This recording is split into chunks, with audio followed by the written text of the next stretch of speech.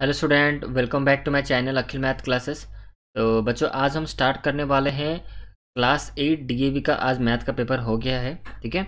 तो आज का डेट पे आप इसका डेट नोट कर लो, 22 सितंबर, ठीक है।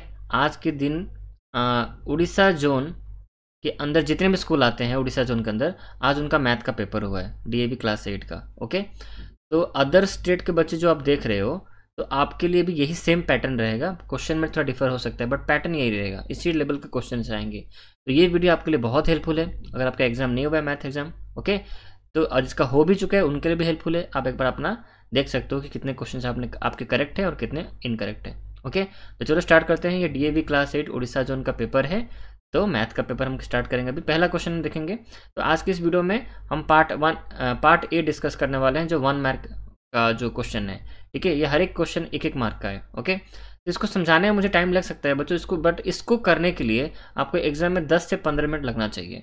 अगर मैं ज़्यादा समय ले रहा हूँ तो इसका रीज़न ये है, ज़्यादा समय अगर मुझे लग रहा है सब क्वेश्चन को सॉल्व करने में, तो इसका रीज़न यही है कि मैं आपको समझाते हुए सॉल्व कर रहा हूँ, इसीलिए इसको सॉल्व करने में ज़्यादा समय मुझे लग सकता है, क्योंकि मैं आपको समझा रहा हूँ।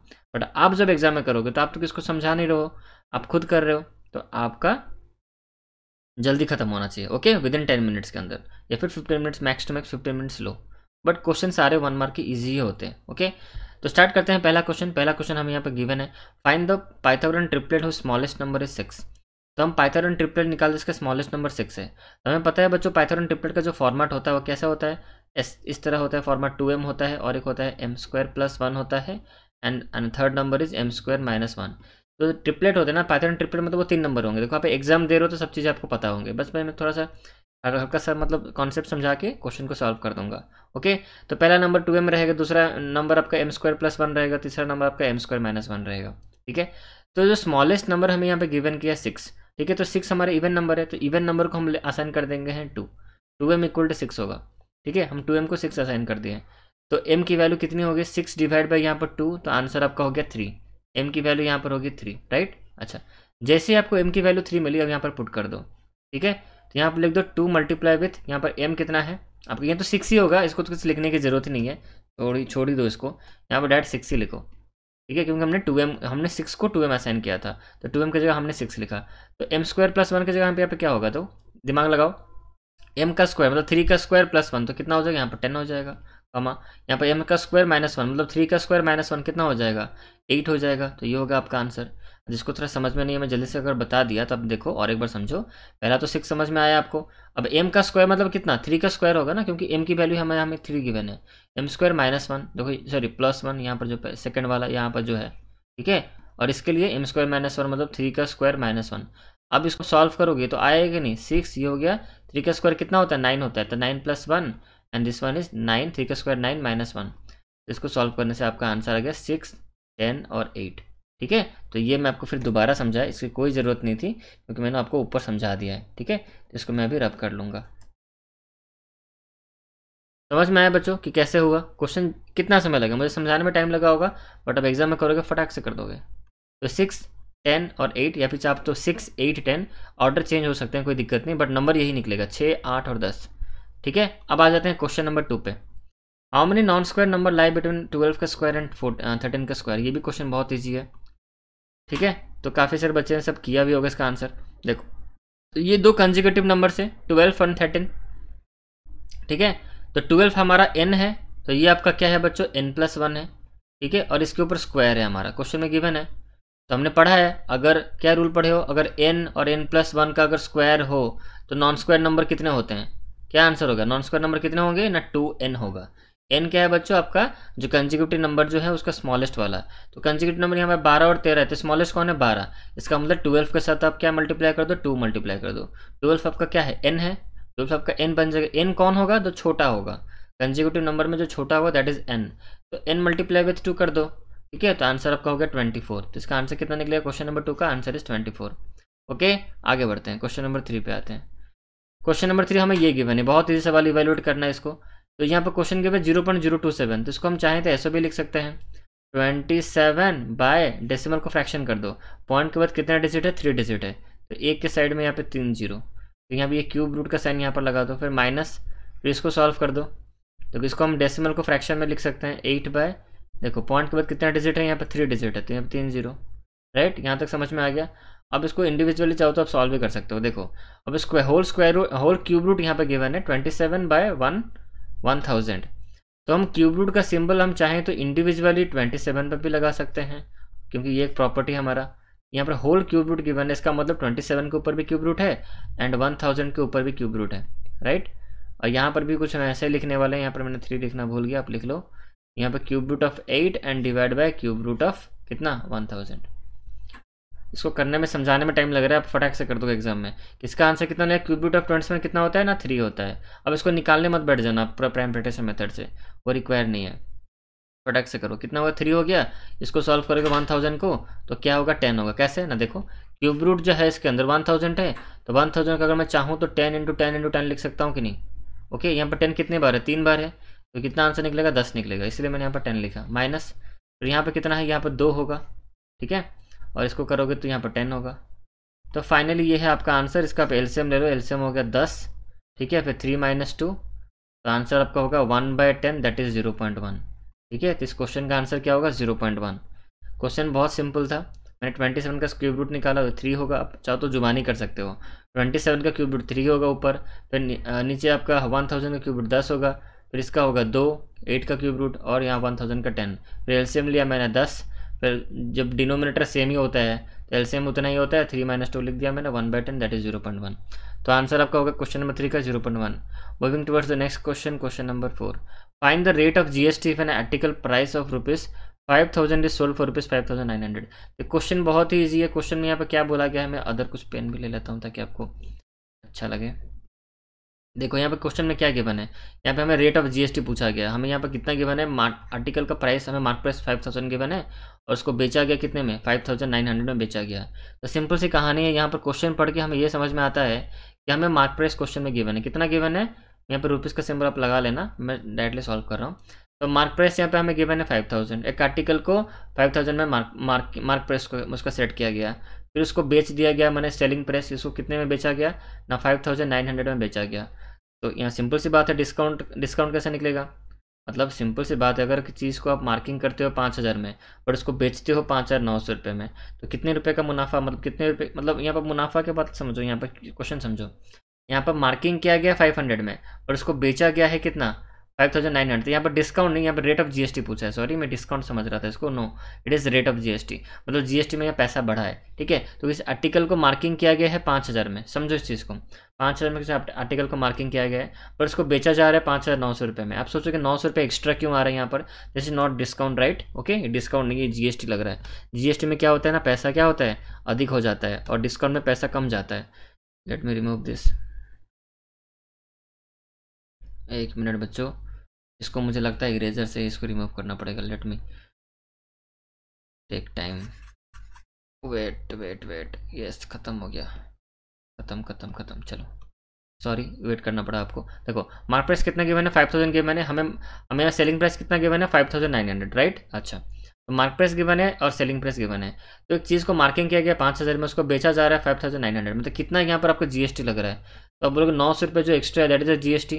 तो जीएसटी कैसे निकला मेरा, 5900 को माइनस कर दोगे 5000 में, तो कितना डिफरेंस है, कितना डिफरेंस में इसको ज़्यादा करके बेचा जा रहा है, मतलब मार्किंग किया गया 5000 में, बस उसको बेचा जा रहा है 5900 रुपये में, तो कितना 900 रुपये जीएसटी लगा है आपका। इसका मतलब जीएसटी कितना चार्ज किया गया है उस आर्टिकल पे 900 रुपये। अब रेट ऑफ जीएसटी पूछा है, रेट का मतलब समझ लो, तो rate of discount, rate of GST का मतलब वो पूछ रहे हैं परसेंटेज में बताओ।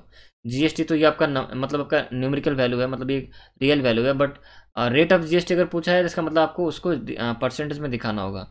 तो जीएसटी मुझे पता चले गया 900 रुपये जीएसटी लगा है, बट उसको परसेंटेज में कैसे दिखाएं, तो उसका एक रूल है, जितना जीएसटी लगा 900 डिवाइड कर देंगे कितना ना जितना ओरिजिनल प्राइस था, कितना प्राइस था मार्क प्राइस हमारा ना 5000, यानी मतलब 5000 रुपये पे ही जीएसटी लगा ना 900 रुपया, एंड दैट बिकम्स 5900, ठीक है। 5000 जो मार्क प्राइस था उस पर 900 रुपये जीएसटी लगा और उसको बेचा गया 5900 रुपये में। तो यहाँ पर मैं यहाँ पे लिखूंगा 900 रुपया जीएसटी लगा, किस पे लगा ना 5000 रुपये पे, वो नीचे रहेगा, फिर मल्टीप्लाई कर दो 100 के साथ, ये 0 0 कैंसिल, ये 0 0 कैंसिल, फिर ये 0 कैंसिल, फिर ऊपर 90 है नीचे 5 है, तो 18 × 5 होता है 90, चाहो तो चेक कर लो 5 × 8 होता है 40, कैरी 4, 5 × 5 मतलब 5 × 1 5, 5 + 4 9, यहाँ पे हो गया ना आपका 90। तो यहाँ से कितना कितने से कटा 18 से, तो इसका मतलब जीएसटी कितना हो गया 18%। 18% is GST charge on the article. Okay, अब आते हैं नेक्स्ट क्वेश्चन पे, हम करेंगे क्वेश्चन नंबर, उसी का बच्चों एक और में क्वेश्चन आया था, ठीक है, जिसको हम डिस्कस कर लेते हैं। क्वेश्चन यहाँ पे गिवन है, पर्सन पे ₹2800 for a cooler mark at ₹3500, find the discount percentage offer. कुछ भी नहीं, बहुत ईजी है, ध्यान से देखो क्वेश्चन को। क्वेश्चन में यहाँ पे लिखा गया है, एक पर्सन ने जो कितने रुपये पे कर रहा है, ₹2800 पे कर रहा है कूलर के लिए, for a cooler mark at इतना, मतलब सिंपल सी बात है यहाँ पर। अब देखिए यहाँ पर डिस्काउंट वाला केस है, मतलब कूलर का मार्किंग किया गया 3500 में, उसका मार्क प्राइस है, बट कुछ ऑफर चल रहा होगा डिस्काउंट, बट उस पर्सन ने पे कितना किया, सीपी, पर्सन ने पे किया, तो पर्सन ने पे किया, सिंपल इस चीज़ को समझो ध्यान से, शॉपकीपर के पॉइंट ऑफ व्यू से समझो। शॉपकीपर ने कितना मार्क किया 3500, देखो पर्सन जो कस्टमर है ना, उसके पॉइंट ऑफ व्यू सोचोगे तो क्वेश्चन नहीं बनेगा। क्वेश्चन ऐसे बनो, देखो कि मार्क प्राइस कितना 3500 मार्क प्राइस है, ठीक है, और एक पर्सन ने 2800 पे किया, तो जो 2800 जो पे किया, तो 2800 में क्यों पे किया, क्योंकि उसको 2800 में बेचा गया होगा। जब दुकानदार बेचेगा 2800 में, तभी ना आप खरीदोगे 2800 में। तो जो पर्सन यहाँ बोल रहे हैं ना, पे किया 2800, that is the SP for the shopkeeper. तो शॉपकीपर के लिए जो 2800 है वो क्या है, एसपी है। शॉपकीपर के लिए 2800 की सेलिंग प्राइस। सिंपल सी कहानी है बच्चों, एक आदमी ने 2800 पे किया, ठीक है, तो इसका मतलब 2800 में शॉपकीपर ने बेचा होगा, उसको बेचा होगा तभी ना वो पे किया। तो हमें यहाँ मार्क प्राइस हमें गिवन है 3500 अब शॉपकीपर के पॉइंट ऑफ व्यू से सोचो, क्वेश्चन बन जाएगा। मार्क प्राइस यहाँ पे गिवन है 3500, सेलिंग प्राइस यहाँ पर हमें गिवन कितना है 2800 में सेल किया उसने, तो कितना उसने डिस्काउंट ऑफर किया शॉपकीपर ने, ठीक है। तो हम पहले डिस्काउंट का रियल वैल्यू निकाल देते हैं। तो मतलब मार्किंग किया गया 3500 में, बट उसको सेलिंग किया जा रहा है कितने रुपए में, 2800 में। तो डिस्काउंट निकालने का फॉर्मूला होता है मार्क प्राइस माइनस एसपी, ठीक है, तो डिस्काउंट निकल जाएगा। तो मार्किंग किया गया था कितना 3500 में, बट बेच कितने रहा है उसको 2800 में बेच रहा है, ताकि वो खरीद ले रहा है, 2800 पे कर दिया उसने। तो अब इसको बच्चों ध्यान से माइनस करो, 3000, इसको ऐसे मुजबानी कर लेते हैं। 800 में 200 ऐड करो, कितना हो जाएगा 3000 हो गया, फिर 500 700 होगा। डिस्काउंट कितना हो गया बच्चों 700 डिस्काउंट हो गया। तो डिस्काउंट हो गया, बट हमें यहाँ पे देखो डिस्काउंट परसेंटेज पूछा है, तो डिस्काउंट परसेंटेज का फॉर्मूला हमारा क्या है बच्चों, डिस्काउंट बाय मार्क प्राइस। मतलब 700 रुपये डिस्काउंट लगा, किस पे लगा ना, मार्क प्राइस पे लगा, 3500 पे लगा। या फिर फॉर्मूला भी आपको अगर याद हो तो पुट कर दो, discount percentage equal to discount by कितना मार्क प्राइस इंटू 100। देखो वही मैंने किया, discount by mark price into 100 मैंने किया, तो 0 0 0 0 कैंसिल, ठीक है। अब इस चीज़ को ध्यान से देखो कैसे है, ऊपर यहाँ पर 700 है, नीचे यहाँ पर कितना है 35 है। अब इसको कैसे करें, ध्यान से इसको समझना। इसको अब चाहो तो डायरेक्टली कर सकते हो, देखो 35 × 2 होता है 70, तो यहाँ पर 700, इसका मतलब आंसर होगा 20%। जिन बच्चों को कैलकुलेशन में थोड़ी दिक्कत हो रही है, तो चाहे तो ऐसे भी कर सकते हैं। 700 ऊपर है, देखो क्वेश्चन बन चुका है ऑलरेडी, 20% आंसर निकलेगा। मैं अदर मेथड बता रहा हूँ, 700 ऊपर है, नीचे 35 है, इसको आप चाहो तो ऐसे भी कर सकते हो। 700 को आप चाहो तो 70 × 10 भी लिख सकते हो, डिवाइड बाई 35, ऐसा भी चाहो तो लिख सकते हो। 35 × 2 होता है 70, ठीक है, यहाँ पर आपका आंसर होगा 20%। समझ में आ गया, डिस्काउंट कितना हो गया 20%। आगे बढ़ते हैं क्वेश्चन में, क्वेश्चन नंबर 5 हमें अब गया, evaluate the given product by using suitable identities. बहुत ईजी सवाल है, हमें एक सूटेबल आइडेंटिटी यहाँ पर फिट करना है, अलजेब्रा आइडेंटिटी आप पढ़े होगे, तो इसके ऊपर उसी के ऊपर ये क्वेश्चन बेस्ड है। तो क्वेश्चन को थोड़ा दोबारा लिख लिया जाए, p का स्क्वायर प्लस 1/6, अब इसको हम रखते हैं ब्रैकेट में, फिर दूसरा वाला भी है हमारा पास p² माइनस 1/6। अब इसको हम सॉल्व करते हैं। तो सिंपली क्वेश्चन देख के समझना पड़ेगा कौन सा आइडेंटिटी यहाँ पर यूज हुआ है अलजेब्रा का। यहाँ पर देखो बच्चों a + b whole into a - b हुआ है कि नहीं, मैं आपको दिखा भी देता हूँ, रुकिए, वेट, देखो मैं आपको a दिखाता हूँ। देखो बच्चों ये अपने एक फॉर्मूला पढ़ा है, ऐसे ऐसे करके देखो, मैं इसी का रूप दिखा रहा हूँ। देखो यहाँ पर ये जो p है ना, आप इसको a मान लो, मतलब यहाँ पर a मान लो इसको, ये जो है ना ये a है, ठीक है, और बीच में प्लस है, मतलब ये प्लस है। यहाँ पे देखो ये 1/6 को आप b मान लो, तो इसका मतलब यहाँ पर b भी मिल गया आपको, ठीक है। अब ये आपको देखो, इसको आपने p² को कितना असाइन किया था a, तो यहाँ पे जो p² ये भी तो a ही होगा ना, तो यहाँ पर a, तो यहाँ माइनस का साइन दे दो, और ये 1/6 को हमने b माना था, तो यहाँ पर हम लिख देंगे b। तो बच्चों ये किसका फॉर्मूला है, देखो a + b whole into a - b किसका फॉर्मूला होता है, a² - b², राइट। तो ये जो हमारा क्वेश्चन है बच्चों, ये हमारा फॉर्मूला पे बेस्ड है, ठीक है। तो इसको हम मिटा देते हैं, जो भी मैंने आपको समझाया अभी, ठीक है, समझ में आ गया, ओके। चलो तो फॉर्मूला यहाँ पर हम पुट करेंगे, क्या है फॉर्मूला हमारा फॉर्मूला है a² - b²। ये जो ए प्लस बी होल इंटू ए माइनस बी के फॉर्मेट में हमारा क्वेश्चन है, इसका फॉर्मूला होता है ए का स्क्वायर माइनस बी का स्क्वायर। तो मतलब ए कौन होगा, ए का स्क्वायर मतलब कौन होगा बच्चों, यहाँ पर पी स्क्वायर का स्क्वायर होगा कि नहीं, क्योंकि हमारे लिए देखो मैं लिख भी देता हूँ, ए के जगह पे यहाँ पर कौन है, पी स्क्वायर है, बी जो है वो 1/6 है। आप ऐसे तो यहाँ पे साइड में मैंने लिख दिया, आप देख लो। तो ए का स्क्वायर फिर यहाँ प्लस करेंगे, फिर बी, सॉरी समझ में आ गया, इसको प्लस क्यों हो गया, अरे प्लस क्यों, माइनस होगा ना, ये ए का स्क्वायर हो गया, इसको मैं ब्रैकेट में ऐसे रखा, ये ए का स्क्वायर हो गया, क्योंकि ये फॉर्मूला हम यूज़ करेंगे ना, ए का स्क्वायर हो गया माइनस फिर बी का स्क्वायर, बी कौन है हमारा 1/6 है। अब इसको स्क्वायर कर दो, तो बस इसको सॉल्व करना है आपको। अब स्क्वायर ब्रैकेट नहीं देखो तो भी चलेगा, कोई दिक्कत नहीं। तो आंसर हो गया आपको बच्चों कितना कितना, पी टू द पावर 4, इसको सॉल्व करने से कितना है पी टू द पावर 4, फिर माइनस का साइन, फिर ये 1/36, ये होगा आपका आंसर। सिंपल सी कहानी थी, इतना समझाने, इतना जो समझा है, जो बच्चा पहले से पढ़ा होगा समझ जाएगा भाई ये तो ए प्लस बी का होल, ये ए प्लस बी है, होल ए प्लस बी होल इंटू ए माइनस बी है, मतलब इसका स्क्वायर कर दो माइनस फिर इसका स्क्वायर कर दो, हो गया। इसका स्क्वायर करोगे तो कितना पी टू द पावर 4, फिर माइनस फिर 1/6 का स्क्वायर करोगे तो 1/36, तो ऐसे जुबानी निकलेगा आंसर। ठीक है, आते हैं नेक्स्ट क्वेश्चन पे। एक मिनट, शायद इसका और है क्या, नहीं इसका और नहीं है। क्वेश्चन नंबर 6 पे आते हैं। इसको भी यहाँ पे देखो सिंप्लीफाई करना है, ए माइनस बी तो बहुत इजी क्वेश्चन है, ए माइनस बी का होल स्क्वायर गिवन है, तो क्या होता है फॉर्मूला ए का स्क्वायर कर दो। मैं आपको बता देता हूँ कि इसके अंदर ए कौन है, ए यहाँ पर एक्स है और बी की जगह यहाँ पर 7 है। तो ए माइनस बी का होल स्क्वायर जो होता है, यहाँ पर लिख देता हूँ, ए माइनस बी का जो होल स्क्वायर होता है वो होता है ए का स्क्वायर प्लस बी का स्क्वायर माइनस 2ab।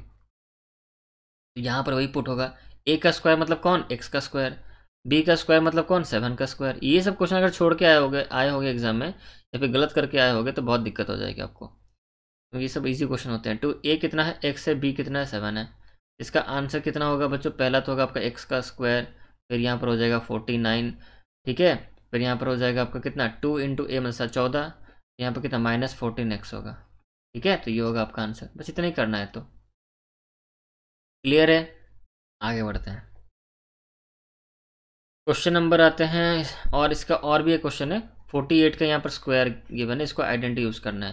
तो बस इसको आप ऐसे लिख दो, आप इसको चाहो तो 50 - 2 का होल स्क्वायर भी लिख सकते हो, या फिर 40 प्लस, आप चाहो तो इसको ऐसे ब्रेक कर सकते हो, या फिर आप इसको चाहो तो ऐसे भी ब्रेक कर सकते हो, 40 + 8 का होल स्क्वायर आप चाहो तो ऐसे भी कर सकते हो। ऐसे करोगे तो ए प्लस बी का होल स्क्वायर यहाँ पर फॉर्मूला आपका अप्लाई होगा। अगर आप ऐसे करते हो तो आपको ए माइनस बी का होल स्क्वायर अप्लाई करना पड़ेगा।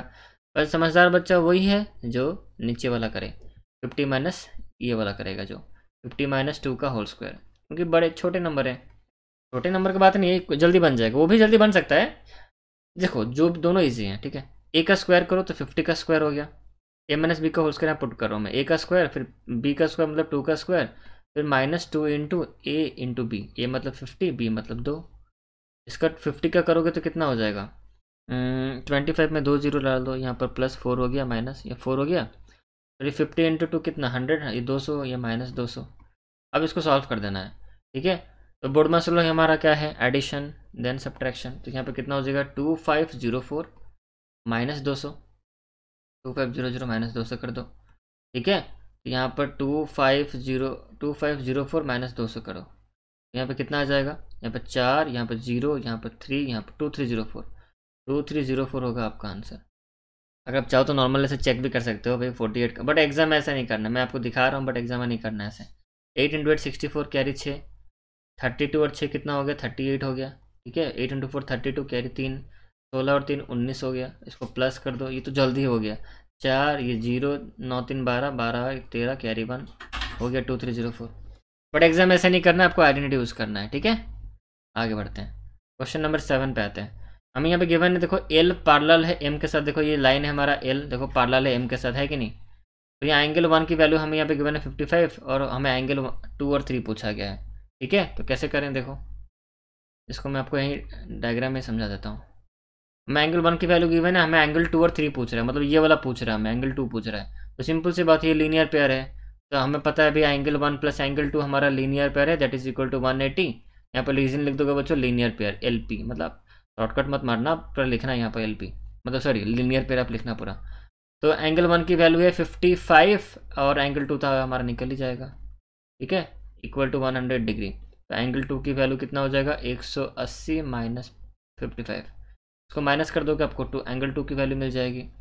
और रहा एंगल 3, तो सिंपल सी बात है भाई, एंगल 1 जो है एंगल 3 वही होगा। क्यों एंगल 1 बराबर एंगल 3, क्यों ऐसा हुआ? ये दोनों क्या आपके कॉरस्पॉन्डिंग एंगल है, तो एंगल 1 जो होगा तो ये कॉरस्पॉन्डिंग आप लिख लेना बच्चों। तो एंगल 3 कितना होगा आपका आंसर? एंगल 3 आपका 55 डिग्री ही होगा, ठीक है। अच्छा, और आते हैं एंगल 4 का। तो एंगल 4 भी एक मिनट, एंगल 4 भी ईजी है। देखो एंगल 2 जो होगा एंगल 4 वही होगा। तो पहले एंगल 2 निकाल लेते हैं, रुको पहले 180 से माइनस करो 55, ठीक है। तो ये हो गया आपका 5, ये कितना होगा 7 में से 5 गया, यहाँ पर हो गया 2, 125, ठीक है। तो ये हो गया आपका 125। तो यहाँ पर एंगल 2 की वैल्यू 125 डिग्री। तो एंगल 2 जो होगा एंगल 4 वही होगा, तो इसका मतलब एंगल 4 भी आपका कितना हो गया 125 डिग्री। अब यहाँ पर समझो एंगल 2 इक्वल टू एंगल 4 क्यों हुआ? ये बच्चों आपका अल्टरनेट एक्सटीरियर एंगल है। क्या है? यहाँ पे मेरी जगह नहीं हो रहा है, आप मैं बोल दे रहा हूँ, सुन लो। अल्टरनेट एक्सटीरियर एंगल है, इसीलिए एंगल 2 जो होगा एंगल 4 वही होगा। तो आपको पूछो आंसर चाहिए ना, तो आंसर ये है कि एंगल हमें 2 और 3 पूछा था, तो एंगल 2 की वैल्यू हो गई 125 डिग्री, तो ये आपका हो गया आंसर। और फिर हमें एंगल 3 पूछा था, तो एंगल 3 हो गया हमारा 55 डिग्री। जितना पूछे उतना बोलो, ठीक है। बस हो गया, तो एंगल 4 निकालने की जरूरत ही नहीं है, कौन झंझट पालेगा, छोड़ दो। एंगल 2 3 हमें पूछा, एंगल 2 निकला by the with the help of linear pair, that is 125 degree. और एंगल 3 हमारा कैसा निकला ना, एंगल 1 इक्वल टू एंगल 3 हो गया हमारा कॉरस्पॉन्डिंग, ठीक है। एंगल 4 निकालने की जरूरत ही नहीं है। आते हैं क्वेश्चन नंबर 8 पे। हमें यहाँ पे क्वेश्चन गिवन है A B parallel to C D, A B parallel बराबर है सी डी के साथ P R is the bisector of angle A P Q. तो बच्चों इस क्वेश्चन को यहीं पर रखते हैं, इस क्वेश्चन को हम नेक्स्ट क्लास में डिस्कस करेंगे, काफ़ी समय हो गया है। ओके, तो मिलते हैं बच्चों नेक्स्ट वीडियो में। स्टार्ट करेंगे क्वेश्चन नंबर 8 से स्टार्ट करेंगे, और 1-2 क्वेश्चन बचे हैं, उसके बाद खत्म हो जाएगा। तो इसी तरह वीडियो देखते रहो, सारे क्वेश्चन मैं डिस्कस करूँगा। ओके, तो मिलते हैं नेक्स्ट वीडियो में, तब तक इस वीडियो में इतना ही, चलो बाय।